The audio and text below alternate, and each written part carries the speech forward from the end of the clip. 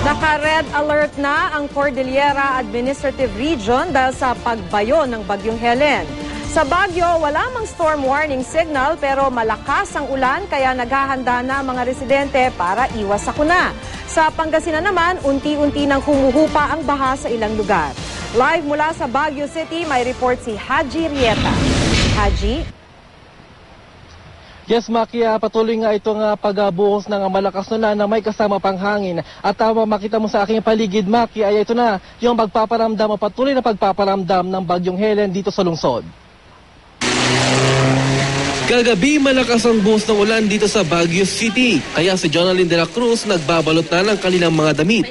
Ayaw daw kasi niyang maranasang muli ang mabaha. Lalo't nakatirik sa tabi ng creek ang bahay ni Jonalyn sa Barangay City Camp Lagoon, kung saan madalas mabaha kapag walang tigil ang buhos ng ulan. Nakakatakot. Kasi bigla-bigla pong tumataas yung tubig. Kapag ganitong walang tigil ang buhos ng ulan, ang creek na ito madaling umaapaw. At kapag umaapaw ito, umaabot hanggang doon sa bahay na yon ang baha. Kaya naman ang mga residente dito, maaga pa lang ay naghahanda na nang sa ganoon ay maaga sila makakalikas kapag lumala ang sitwasyon dito. Bagaman hindi direktang tatama ang Bagyong Helen sa Baguio City, naka-red alert na ang Civil Defense ng Cordillera Autonomous Region. Lahat ng concern dun sa preparation for possible emergency response, may nag-duty na rin 24/7. Ang concern nga natin yung saturation na ng lupa.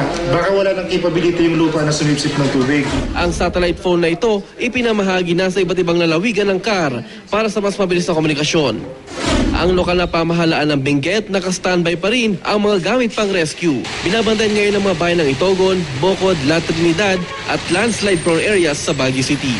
Ang Buklaw at Binga Dam sa Benguet, nagbukas na ng 2 gate. Malapit na kasi ang spilling level ng 2 dam. Maging alerto pa rin sila. Hindi na pa natin ma-determine kung gaano kalakas itong typhoon na, itong tropical storm Helen para sa atin dito sa Baguio City, Benguet. It will surely enhance the southwest monsoon.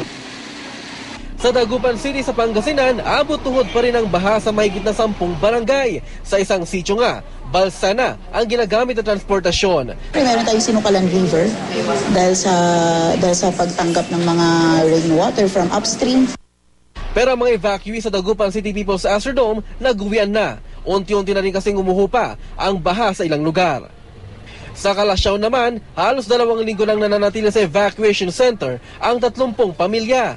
Ang ilan sa kanila, nagkakasakit na. Napasukan talaga ng tubig baha nga dahil lumalim yung baha last week. Yun, pero nung the other week actually napasukan na rin to pero hindi pa gaanong kalalim. Ngayon talaga mas mahirap dahil may kasama ng putik. Maki, bagaman bukas ang Cannon Road, maging na rin ang Marcos Highway at ang Gillian Road, ay paalala naman ng OCD na maging alerto. Itong mga biyahero na dumadaan dito pumapasok at lumalabas ng Benguet dahil pa rin sa banta naman ng landslide. Maki. So Haji, dahil tuloy-tuloy yung ulan, dilalambot na naman yung lupa. So yung mga nakatira sa landslide-prone areas, pinalilikas na ba? Meron na bang forced evacuation? Yes, Maki, tama ka nga dyan. At ito na nga yung pinag-utos ng OCD sa mga local government units. For example, dito nga sa Benguet, at nagkaroon na nga ng pinag-utos na itong preemptive evacuation sa mga residente na nakatira sa mga landslide-prone areas. At pinabantayan nga dito, Maki, ay ang mga bayan na Itogon, ng Bukod at maging na rin ang Latridad. At ito rin sa Baguio. Mayroong mga banta naman ng landslide na. Kanina, Haji, na banggit mo na red alert, ano yung mangyayari pagka red alert? Ano ibig sabihin nun? Ibig sabihin nun, Maki, ay pinag-umutos na sa buong local government unit ng Cordillera Administrative Region na maging alerto na at maging handa na yung mga kakailanganin relief group, yung mga kakailanganin mga evacuation center para sa mga ibigay sa pamilya ay inihahanda na rin. Nagkakaroon na rin ditaw ng patrol na sa iba't ibang lugar kung saan makausapin na nga itong mga residente na apektado ng banta ng landslide na kung maaari ay lumikas na. Okay, Haji. Maraming salamat. Haji Rieta, live mula sa Baguio City.